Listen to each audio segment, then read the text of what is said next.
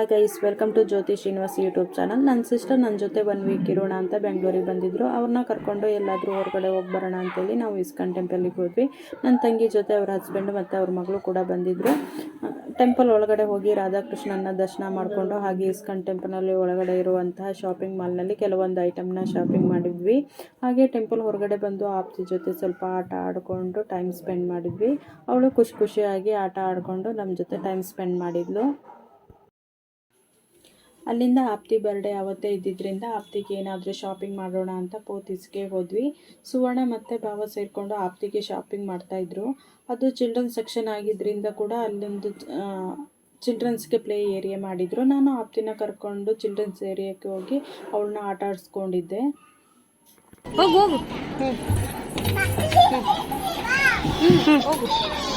ಇಲ್ಲಿ ಬಾ. ಹಾಂ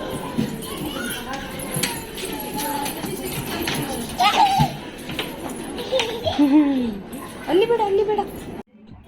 ಪೋತೀಸಲ್ಲಿ ಶಾಪಿಂಗ್ ಎಲ್ಲ ಮುಗಿಸ್ಕೊಂಡು ಮನೆಗೆ ಬಂದ್ವಿ. ಎಲ್ಲರೂ ಪುನಃ ಫ್ರೆಶ್ ಅಪ್ ಆಗಿ ಆಪ್ತಿ ಬರ್ಡೇ ಸೆಲೆಬ್ರೇಷನ್ ಮಾಡಲಿಕ್ಕೆ ರಾಜಾಜಿನಗರದಲ್ಲಿರುವ ಗಾರ್ಡ್ ಕೆಫೆಗೆ ಹೊರಟ್ವಿ. ಫಸ್ಟೇ ನಾನು ಅಲ್ಲಿ ರಾಜಾಜಿನಗರದಲ್ಲಿರುವ ಗಾರ್ಡ್ ಕೆಫೆಯಲ್ಲಿ ಬರ್ಡೇ ಸೆಲೆಬ್ರೇಷನಿಗೆ ಬುಕ್ ಮಾಡಿದ್ದೆ. ಆಪ್ತಿ ಪ್ಲೇ ಏರಿಯಾದಲ್ಲಿ ಚೆನ್ನಾಗಿ ಆಟ ಆಡಿದ್ರಿಂದ ಫುಲ್ ಟಯರ್ಡ್ ಆಗಿ ಅಲ್ಲಿ ರೀಚ್ ಆಗೋ ಟೈಮಿಗೆ ಆಪ್ತಿ ಫುಲ್ ನಿದ್ದೆ ಹೋಗಿಬಿಟ್ಟಿದ್ಲು.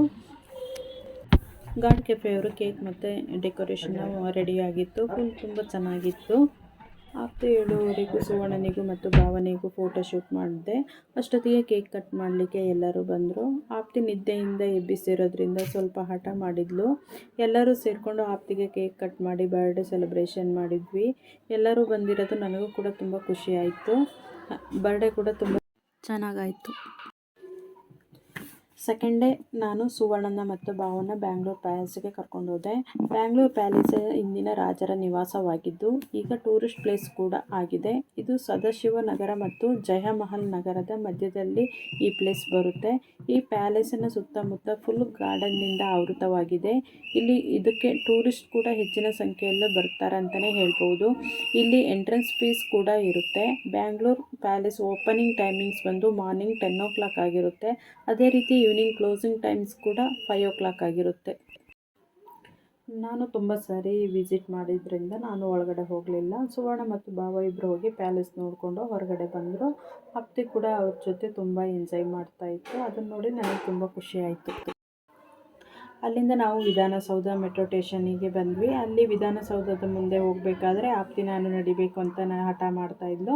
ಬಟ್ ಅವಳು ಇನ್ನೂ ಚಿಕ್ಕವಳಾಗಿದ್ದರಿಂದ ವೆಹಿಕಲ್ ಜಾಸ್ತಿ ಇರೋದ್ರಿಂದ ನಡಿಲಿಕ್ಕೆ ಬಿಡ್ಲಿಕ್ಕೆ ನಮಗೂ ತುಂಬ ಭಯ ಆಗ್ತಾಯಿತ್ತು.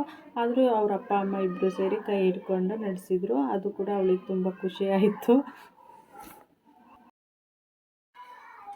ವಿಧಾನಸೌಧ ಮೆಟ್ರೋ ಸ್ಟೇಷನಿಂದ ಇಂದಿರಾನಗರ ಮೆಟ್ರೋ ಸ್ಟೇಷನ್ಗೆ ಬಂದ್ವಿ. ಅಲ್ಲಿಂದ ಶಿವಶಂಭೋ ಟೆಂಪಲ್ಗೆ ಬಂದ್ವಿ. ಶಿವಶಂಭೋ ಟೆಂಪಲಲ್ಲಿ ಎಂಟ್ರೆನ್ಸಲ್ಲಿ ಫುಲ್ ಲೈಟಿಂಗ್ಸ್ ಹಾಕಿರೋದ್ರಿಂದ ಆಪ್ತಿ ತುಂಬ ಎಂಜಾಯ್ ಮಾಡ್ತಾಯಿದ್ಲು. ನಮ್ಮ ಹತ್ರ ಅದೇನು ಇದೇನು ಅಂತ ಕ್ವೆಶನ್ ಮಾಡ್ತಾಯಿದ್ಲು. ಶಿವಶಂಭೋ ಟೆಂಪಲಿಗೆ ಹೋಗಬೇಕಾದ್ರೆ ಅಲ್ಲಿ ಎಂಟ್ರೆನ್ಸ್ ಫೀಸ್ ಕೂಡ ಇರುತ್ತೆ. ಎಂಟ್ರೆನ್ಸ್ ಫೀಸ್ ಟಿಕೆಟ್ ತೊಗೊಂಡು ನಾವು ಮುಂದೆ ಹೋದಾಗ ಅಲ್ಲಿ 101 ರುದ್ರಾಕ್ಷಿಗಳನ್ನು ಕೊಡ್ತಾರೆ.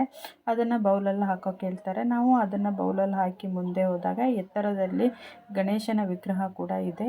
ಅದನ್ನು ದರ್ಶನ ಮಾಡಿಕೊಂಡು ಅಲ್ಲೊಂದೆರಡು ಫೋಟೋಗಳನ್ನು ತಗೊಂಡು ಮುಂದೆ ಸಾಗಿದ್ವಿ. ಮುಂದೆ ಸಾಗಿದಾಗ 12 ಜ್ಯೋತಿರ್ಲಿಂಗಗಳು ಕೂಡ ಅಲ್ಲಿ ಸ್ಥಾಪನೆ ಮಾಡಿದ್ದಾರೆ. ಆ ಜ್ಯೋತಿರ್ಲಿಂಗದ ಮೇಲೆ ನಮಗೆ ಹಾಲನ್ನು ಅಭಿಷೇಕ ಮಾಡಲಿಕ್ಕೆ ಹೇಳ್ತಾರೆ. ಅದೇ ರೀತಿ ನಾವು ಹಾಲಭಿಷೇಕ ಮಾಡಿ ಮುಗಿಸ್ಕೊಂಡು ಮುಂದೆ ಹೋದ್ವಿ. ನಮ್ಮ ಆಪ್ತಿಗೆ ಶಿವಲಿಂಗ ನೋಡಿದಷ್ಟು ತುಂಬ ಖುಷಿ ಆಗ್ತಿತ್ತು. ಎಲ್ಲ ಕಡೆ ಹೋಗಿ ಅದಕ್ಕೆ ನಮಸ್ಕಾರ ಮಾಡೋದನ್ನ ಮಾಡ್ತಾಯಿದ್ಲು. ತುಂಬ ಎಂಜಾಯ್ ಮಾಡ್ತಿದ್ಲು.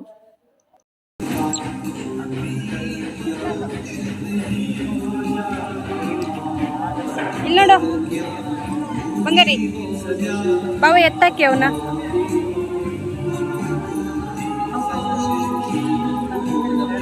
ಹಾಂ ಹಾಂ ಹಾಂ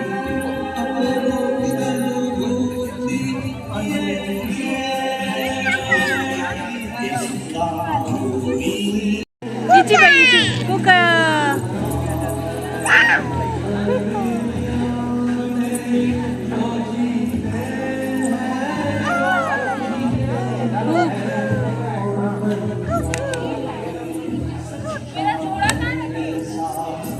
ಇಲ್ಲಿ ಕೂಕು ಮಾಡೋದು ನಂಗೆ. ಮುತ್ತ ಕೊಡು ನಂಗೆ ಮುತ್ತು ಕೊಡು.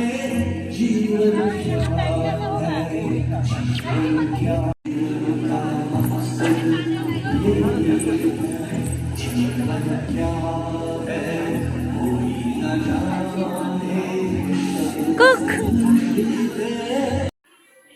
ಇಲ್ಲಿಗೆ ನನ್ನ ವಿಡಿಯೋ ಮುಗಿಸ್ತಾ ಇದ್ದೀನಿ. Thank you.